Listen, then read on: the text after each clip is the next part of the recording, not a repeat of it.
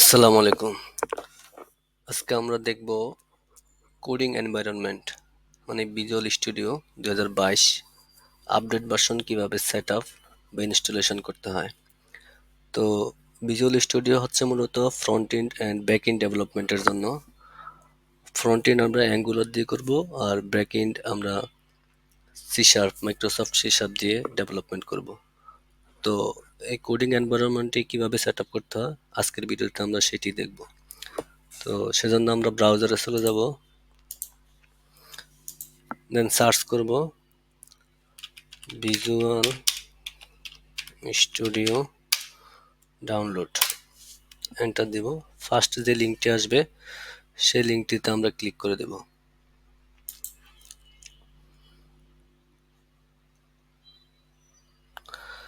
দেন এরকম একটি interface open হবে।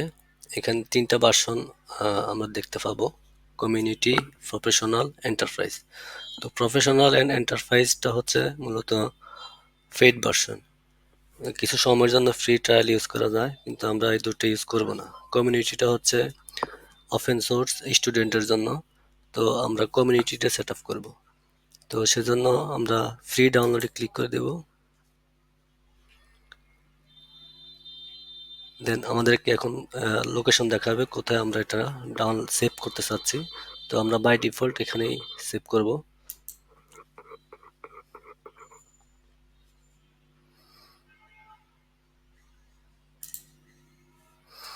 দেন ডাউনলোড হচ্ছে, আমরা ডাউনলোডের পরে এটাকে সেট আপ করে নেব। এটি মূলত হচ্ছে ভিজুয়াল স্টুডিও ইনস্টলার। এটাকে ফার্স্ট টাইম ডাউনলোড করে ইনস্টল করতে হয়। সেই ইনস্টলার থেকে পরবর্তীতে বিভিন্ন প্যাকেজ দিয়ে ভিজুয়াল স্টুডিওর বাইট সেট আপ করবো। তো আমরা ভিজুয়াল স্টুডিও সেট আপে ক্লিক করব।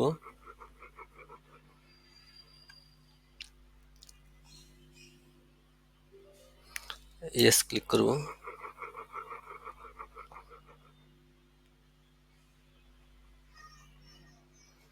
Then continue.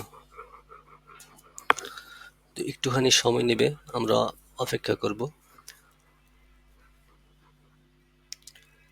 তো মূলত যারা মাইক্রোসফট ডট নেট নিয়ে কাজ করে বা কাজ করবে সামনে আগ্রহী, তাদের জন্য ভিজুয়াল স্টুডিও সেট আপ কাজে লাগবে।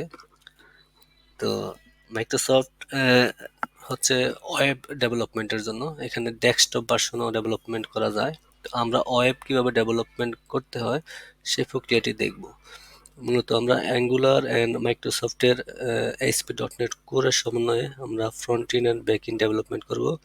অ্যান্ড ডাটাবেজের জন্য আমরা এসকিউএল সার্ভার কি ইউজ করব। তো আমাদের আগের ভিডিওতে কীভাবে SQL server download and set up করতে হয় সেটি আমরা দেখিয়েছি। এসকিউএল সার্ভার সেট আপ করতে কারো প্রবলেম হলে সেই ভিডিওটি দেখে নেবেন। তো আমরা একটু অপেক্ষা করব।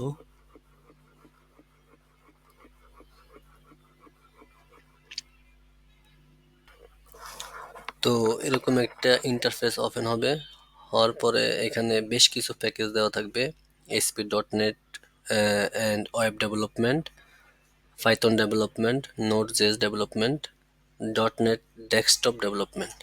তো আমরা যেহেতু ওয়েব ডেভেলপমেন্ট করব, সাথে অ্যাঙ্গুলারকে সাথে নিয়ে, তো সেই জন্য আমাদের এখানে সবগুলো প্যাকেজ লাগবে না, শুধু ASP.NET ওয়েব ডেভেলপমেন্ট। তো আমরা এটাতে ক্লিক করব। তো বাদ বাকি যেগুলো থাকবে, যেগুলো একজন এক এক প্ল্যাটফর্ম নিয়ে কাজ করে, তো যার যেটা প্রয়োজন পড়বে সে সেটা এখান থেকে নিয়ে ভিজুয়াল স্টুডিও সেট আপ করবে। তো আমরা যদি মাল্টিপল প্ল্যাটফর্ম নিয়ে কাজ করতে চাই, তাহলে আমরা এখানে মাল্টি সিলেক্ট করতে পারি, করে দেন ইনস্টল করলে আমরা প্রজেক্ট নেওয়ার সময় মাল্টি প্ল্যাটফর্ম দেখতে পাবো। তো আমরা যেহেতু ওয়েব নিয়ে কাজ করব, আমরা বেশি নিয়ে আমাদের মেশিনকে বাড়ি করব না। দেন আমরা ASP.NET শুধু একটাকে সিলেক্ট করে দেন আমরা ইনস্টলে যাব। তো ইনস্টলের আগে 8.46 GB এখানে রিকোয়ার্ড, তো এটা আমাদের কম্পিউটারে স্পেস থাকতে হবে। দেন আমরা ইনস্টল ক্লিক করব। তো ইনস্টল ক্লিক করলে মোটামুটি প্রসেস শুরু হবে। ভিজুয়াল স্টুডিও 2022 কমিউনিটি যে ভিজুয়াল স্টুডিও ফ্রি স্টুডেন্টের জন্য, সেটি সেট আপ শুরু হবে। তো এই সেট আপটা বেশ খানিকটা সময় নিয়ে হবে। তো আমরা সময় নিয়ে সেট আপ কমপ্লিট হওয়া পর্যন্ত অপেক্ষা করব। দেন পরবর্তীতে সেট আপ হওয়ার পরে আমরা সেখান থেকে প্রজেক্ট নিয়ে প্রজেক্ট রান করার চেষ্টা করব। তো আমাদের ডাউনলোড একেবারে শেষের দিকে, বেশ কিছু সময় লাগবে ডাউনলোড প্রক্রিয়াটা শেষ হতে। আমরা কাছাকাছি চলে আসছি, কিছুক্ষণের মধ্যে ডাউনলোড কমপ্লিট হবে। Download already complete. এখন ইনস্টলিং প্যাকেজ 465-এর মধ্যে 414 ইনস্টলিং হয়েছে 88%। কিছুক্ষণের মধ্যে 100% হয়ে যাবে। তারপর ভিজুয়াল স্টুডিও অটোমেটিক রান হবে।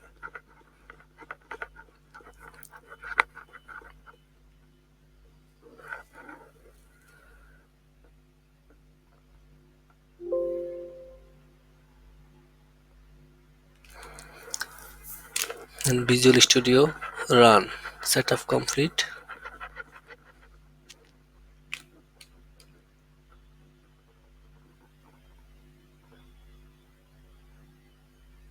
ফার্স্ট টাইম লোডিং এর জন্য একটু সময় নিচ্ছে।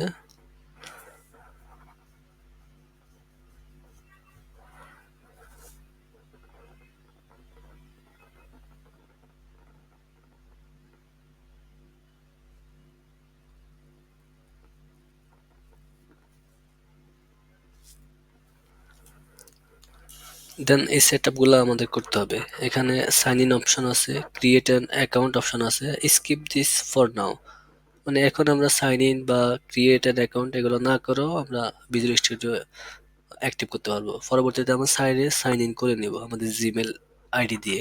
তো আমরা এখন স্কিপ দিস ফর নাও এটাতে ক্লিক করে দিব।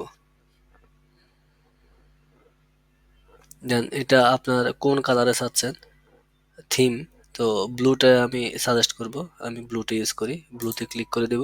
দেন স্টার্ট ভিজুয়াল স্টুডিও। এখানেও একটু সময় নেবে, আমরা অপেক্ষা করব।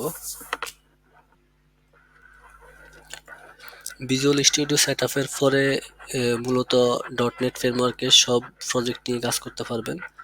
যেহেতু আমরা অ্যাঙ্গুলার নিয়ে কাজ করব ফ্রন্ট এন্ড বা ক্লায়েন্ট সাইডের জন্য, সেহেতু ফ্রন্ট এন্ড প্রজেক্ট যখন ভিজুয়াল স্টুডিও থেকে নিব অ্যাঙ্গুলার উইথ এসপি ডটনেট কোর, তখন এই প্রজেক্টটা এখানে নেওয়া যাবে না। তার আগে আমাদের লোকাল কম্পিউটারে কিছু সেট আপ করতে হবে। অ্যাঙ্গুলার সিএলআই সেট আপ করতে হবে, নোড বা নোড সেট আপ করতে হবে। তো নোডটা হচ্ছে মূলত অ্যাঙ্গুলারের জন্য। অ্যাঙ্গুলারের মধ্যে যে ল্যাঙ্গুয়েজটি ইউজ হয়, অ্যাঙ্গুলার একটা ফ্রেমওয়ার্ক, অ্যাঙ্গুলার মধ্যে যে ল্যাঙ্গুয়েজটি ইউজ করব সেটা হচ্ছে টাইপ স্ক্রিপ্ট। টাইপ স্ক্রিপ্ট যেহেতু এটা অ্যাঙ্গুলার যেহেতু ব্রাউজারে চলবে ফ্রন্ট এন্ডে, তো ব্রাউজার জাভা স্ক্রিপ্ট ছাড়া কিছুই বোঝে না।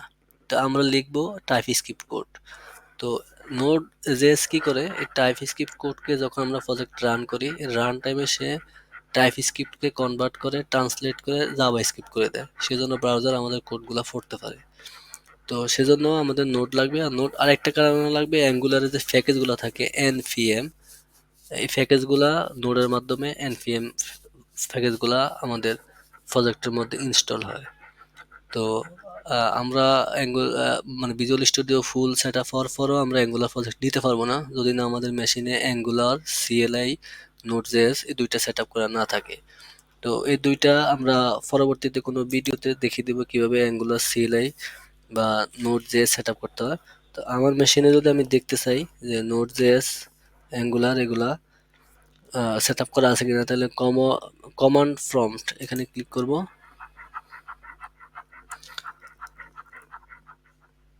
দেন এখানে লিখব ng-v, এন্টার দিব।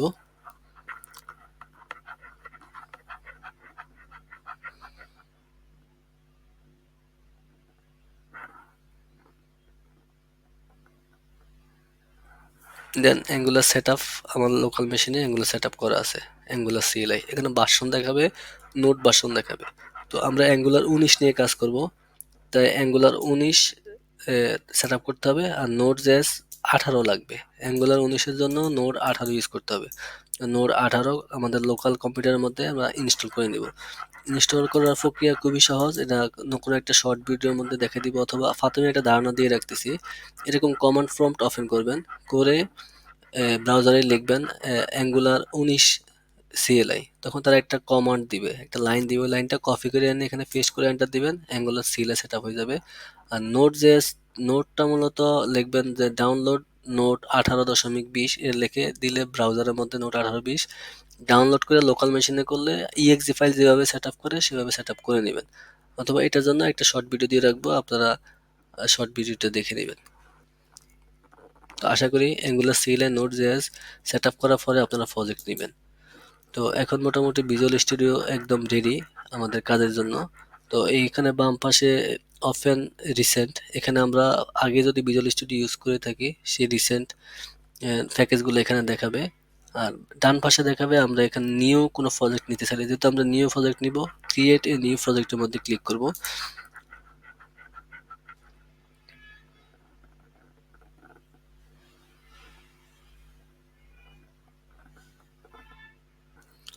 দেন এই মানে টেমপ্লেটগুলো আমাদেরকে দেখাবে। টেমপ্লেটের মধ্যে থেকে আমরা নিব যেখানে angular with SP dot net code দেওয়া আছে সেই টেমপ্লেটটা নিব। তো আমরা নিচের দিকে স্ক্রল করতে থাকবো, অ্যাঙ্গুলার আইকন দেওয়া থাকবে।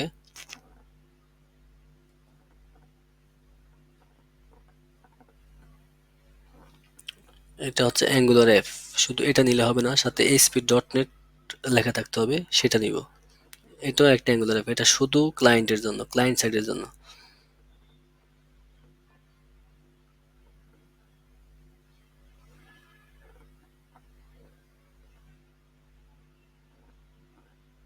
আমরা এটা নিব, angular and SP dot net core, এই প্রজেক্টটা নিব।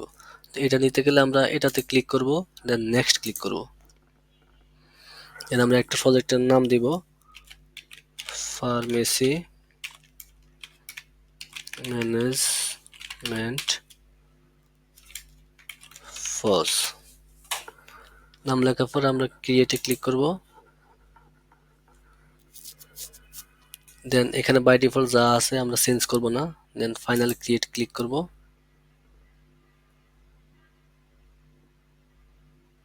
টেমপ্লেটটা রেডি করে দিবে আমাদেরকে।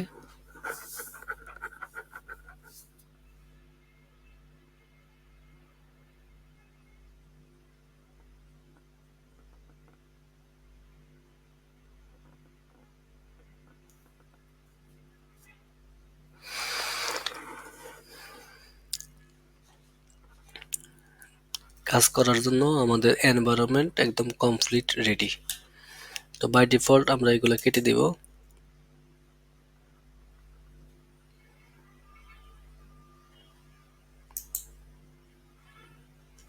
এখানে একটু এক্সপ্লেন করি। এটা হচ্ছে ক্লায়েন্ট পিওএস প্রজেক্টের সাথে ডট ক্লায়েন্ট, এটা হচ্ছে আমাদের অ্যাঙ্গুলার প্রজেক্ট। আর আমাদের ফার্মেসি ম্যানেজমেন্ট ফজ ডট সার্ভার, এটা হচ্ছে আমাদের এসপি ডট নেট প্রজেক্ট। একই এনভায়রনমেন্টের মধ্যে দুটো প্রজেক্ট, আমরা আলাদা আলাদা, যারা ভিজুয়াল স্টুডিও কোড ইউজ করে তারা ক্লায়েন্ট ভিজুয়াল স্টুডিও কোডের মধ্যে ইউজ করে, আর সার্ভারটা এই ভিজুয়াল স্টুডিও যেটা আমাদের অরিজিনাল 2022 সেটার মধ্যে ইউজ করে। তো আমরা একটা দুটা এনভায়রনমেন্ট ইউজ না করে একই এনভায়রনমেন্টের মধ্যে ক্লায়েন্ট এন্ড সার্ভার দুইটা ইউজ করব।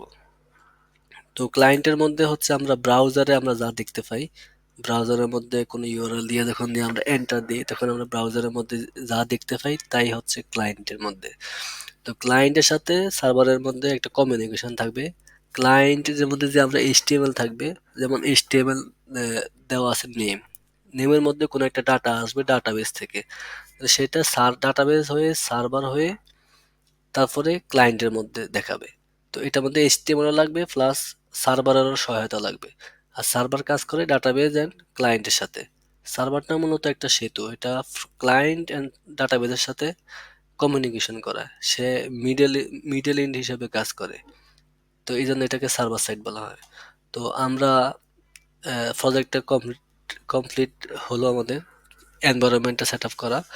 তো এখানে আমরা কিভাবে অ্যাঙ্গুলার এর মধ্যে এইচটিএমএল নিয়ে কাজ করব সেগুলো একটা প্রাথমিক ধারণা দিয়ে আমরা ভিডিওটা শেষ করব। এখানে এফ এর মধ্যে দেওয়া আছে F F dot component dot TS, F dot component dot HTML, F dot component dot CSS. তো তিনটা একটা এফ এর জন্য তিনটা জিনিস লাগে, TS HTML CSS. Spec dot TS এটা লাগবে না, এটা আমরা ডিলিট করে দিলে হবে। তো যখন আমরা পরবর্তীতে শুরু করব, যেমন সেলস যখন আমরা কোনো সফটওয়্যারের ফার্মেসি ম্যানেজমেন্টের মধ্যে সেলস নামে একটা কম্পোনেন্ট লাগবে, সেই কম্পোনেন্টের নামে জন্য আমরা সেলস নামে একটা কম্পোনেন্ট বানাবো। তো আমি মূলত দেখাচ্ছি যে বাই ডিফল্ট যা আছে সেখানে দেখাই app dot component dot HTML এর মধ্যে কি আছে।